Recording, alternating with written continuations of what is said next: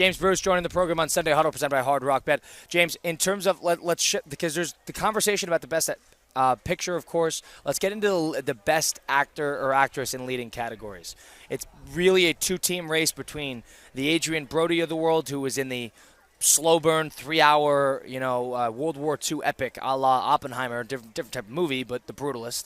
And then you got Timothée Chalamet, who I guess did the cookie cutter format of playing a real person, did the music attached to it. This is if there's an underhand throw to getting a Best Picture nomination or Best Actor nomination, you do, and you play a real figure, and that's what Timothée Chalamet did, and he is doing a whole PR tour for that, and Brody is not. What's your takeaway on the Best Actor for leading category, and then we'll move on? So I think for the longest time, I was really sad that it was going to be Brody, because I really like Chalamet. I really wanted Chalamet to shine through, and then Chalamet did the unthinkable and won SAG, and that was an awesome, awesome moment. He talked about reloading his ammunition, how he wanted to be the greatest of all time. And I really hope that speech helps him, because I picked him to win. It's going to be the upset. He's going to have to do the legwork. But I really, really hope he wins tonight.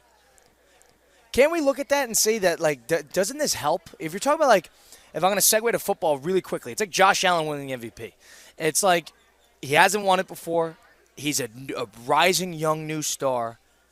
There's an opportunity there for Hollywood to hitch their wagon to the career of this kid who, for lack of a better term, has worked with every big director. He plays all of his cards right. He's great off the screen. He's good with people. He's a bona fide movie star. That's what he is. He's a star. Yeah.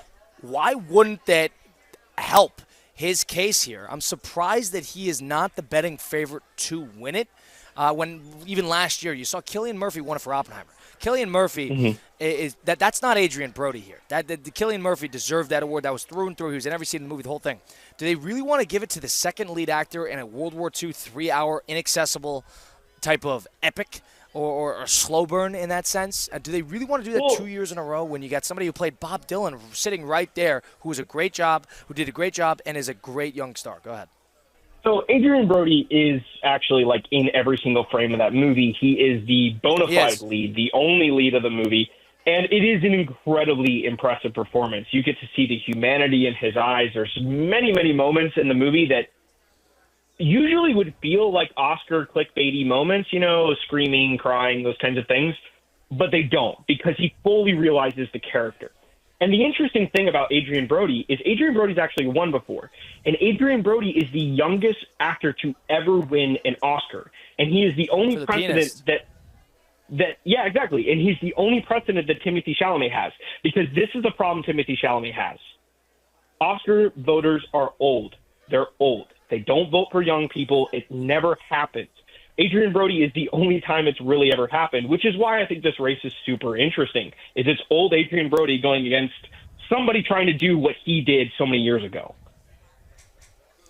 I like how you said that, too, because we talk about the optics of the Oscars and why do certain movies win, why do certain movies get leg up, and I think the bottom line comes to it is, how important it is, the story attached to it, the buzz attached to it. It doesn't need to be the best, most impressive, most popular movie, but it needs to have a reason for it winning, for it getting some buzz, and the whole thing. What better story is there for the guy who won the previous youngest Best Actor years ago to be dethroned in a way by the new guy who took that title and winning the Best Actor as the youngest one, who is a big star, who everybody knows and is attached to? Why wouldn't you sort of lean into that? Because there's a story attached. Adrien Brody wins it. There's not as much conversation surrounding that win. Chalamet wins it. That's the talk of the town for the next couple of weeks. I think and listen, that's a popularity contest. That's not what the Oscars are about. But if there's a story to be had from that, I think that would be the ultimate one to kind of ride on with. The problem is that it's not as unique as you're painting it, because last year we had Austin Butler. The year before that, we had Taron Egerton. And then a couple years before that, we had Rami Malek. This is actually a pretty generic kind of bow from Timmy. Even though I do think it's a great performance, I do think it's incredibly impressive what he's doing in that movie.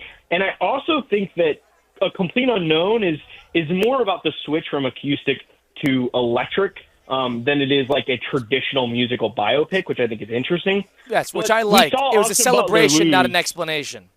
Yeah. Yes. And we saw Austin Butler lose to Brendan Fraser. Taron Egerton didn't even get nominated. That was one of my favorite performances of that year from Rocket Man. So it's just a sort of downward trend of musical biopics. And I think the problem is that Bohemian Rhapsody and Rami Malek is probably one of the most generic and most boring examples of a musical biopic. So when that won, I think there was a knee-jerk reaction of, let's not let this happen ever again.